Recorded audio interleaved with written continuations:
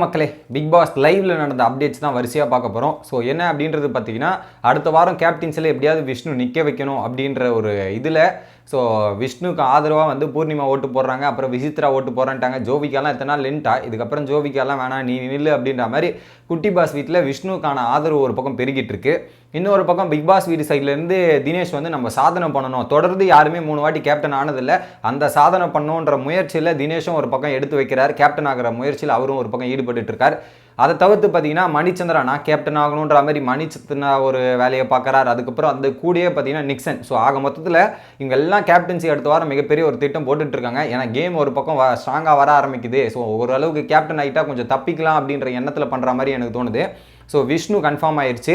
So இந்த 3 பேர் நிக்சனா, மணிச்சந்திராவா இல்லை தினேஷா அப்படின்ற 3 பேருக்கு ஒரு போட்டா போட்டி போயிட்டு இருக்கும் போல. ஸோ ஓட் பேசிஸில் எங்கே நடக்க போதோ விஷ்ணுக்கான மணிச்சந்திராக்கான ஆதரவு அதிகமாயிரும்னு நினைக்கிறேன். என்னை பொறுத்த வரையும் இது ஒரு விஷயம் நம்ம பார்க்கப்படுது.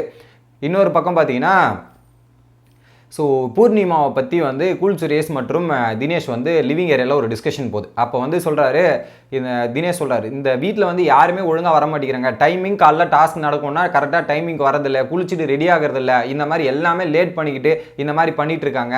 பூர்ணிமா கூட அப்படி தான் பண்ணிகிட்டு இருக்காங்கன்னு தினேஷ் பேர் எடுத்தோன்னே, ஆமாங்க பூர்ணிமா 2 வாரம் நாமினேஷன் போயிட்டு வந்துட்டாங்களா. ஸோ அந்த நாமினேஷன் போயிட்டு வந்தோன்னு கொஞ்சம் திமிர் அதிகமாகிடுச்சு போல், அதனால தான் இப்படி பண்ணிகிட்டு இருக்காங்க எல்லாமே.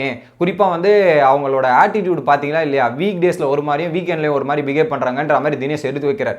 என்னன்னா வீக் டேஸில் கிண்டல் பண்ணுறது, கேலி பண்ணுறது எல்லாத்தையுமே பண்ணிடுறாங்க கம்முன்னு.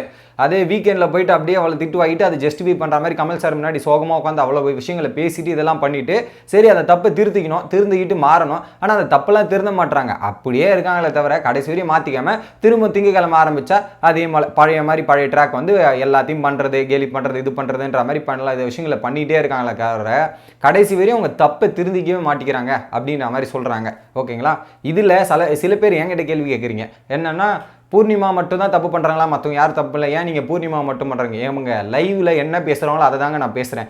எல்லாரும் நான் பேசுறது விட்டதே கிடையாது. யார் பேசுகிறாங்களோ அதை பேசுறது மட்டும் தான் நான் பேசியிருக்கேனே தவிர ஒரே ஒரு கான்டெஸ்ட் மட்டும் தான் நான் பேசலை. அதை ஓப்பனாக சொல்லிடுறேன். விசித்ரா மற்றும் தினேஷோட கான்ட்ரவர்சி மட்டும் பேசலை.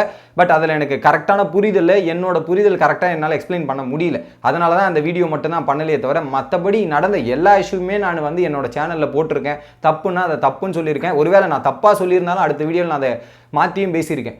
அதனால் நான் என்ன கண்டென்ட் அங்கே டெலிகாஸ்டோதோ அதை பற்றி தான் பேச முடியுமே தவிர நானாக இன்னொருத்தர் மேலே பழிய போடுறதோ ப்ளேம் பண்ணுறதோ எனக்கு அவசியம் இல்லை. அதை நான் பண்ணலை. லைவில் நடந்து மட்டும் உங்ககிட்ட இன்ஃபர்மேஷன் ஷேர் பண்ணிவிட்டு என்னோட ஒப்பீனியனும் சேர்த்து சொல்லிடுறேன். அதை நான் முக்கியமாக சொல்லிடுறேன். அடுத்ததாக பார்த்தீங்கன்னா ஒரு டிஸ்கஷன் நடக்குது. என்னென்னா டாப் 5ல் யார் போவா, கூல் சுரேஷ்க்கும் தினேஷுக்கும் ஒரு டிஸ்கஷன் நடக்கும்போது பார்த்தீங்கன்னா கூல் சுரேஷ் சொல்கிறாரு பூர்ணிமா டாப் 5 போவாங்க. பூர்ணிமா எந்த விதத்தில் டாப் 5 போவாங்கன்னு தெரில. அவரோட ப்ரெடிக்ஷன், அவரோட கணிப்பு. 2வது ஜோவிகா போவாங்க.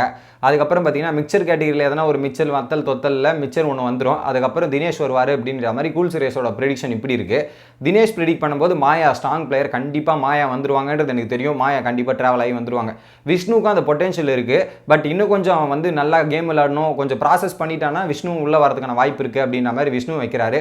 3வது பார்த்தீங்கன்னா யாருன்னா ஜோவிகா இண்டிவிஜுவலாக விளையாடிட்டு இருந்தாங்க. இப்போ அவங்களோட கேம் பிளே அந்த ட்ராக்கை விட்டு போயிருச்சு. பட் திரும்பவும் கம்பேக் பண்ண அவங்க வரதுக்கான வாய்ப்பு இருக்குது அப்படின்ற மாதிரி ப்ரிடிக்ட் பண்ணிட்டு இருந்தாரு. நடுவுலேயே பார்த்தீங்கன்னா பிக் பாஸ் அந்த ரீபேமெண்ட் டாஸ்க் கூப்பிட்டதால அடுத்தது என்ன நடக்க போகுதுன்றது அதை முடிச்சுட்டு நம்ம பேசுவோம். இதுதான் இப்போதைய லைவ் அப்டேட். உங்களுக்கு வீடியோ பிடிச்சிருந்தா லைக் பண்ணுங்கள், தொடர்ந்து சப்ஸ்கிரைப் பண்ணுங்கள்.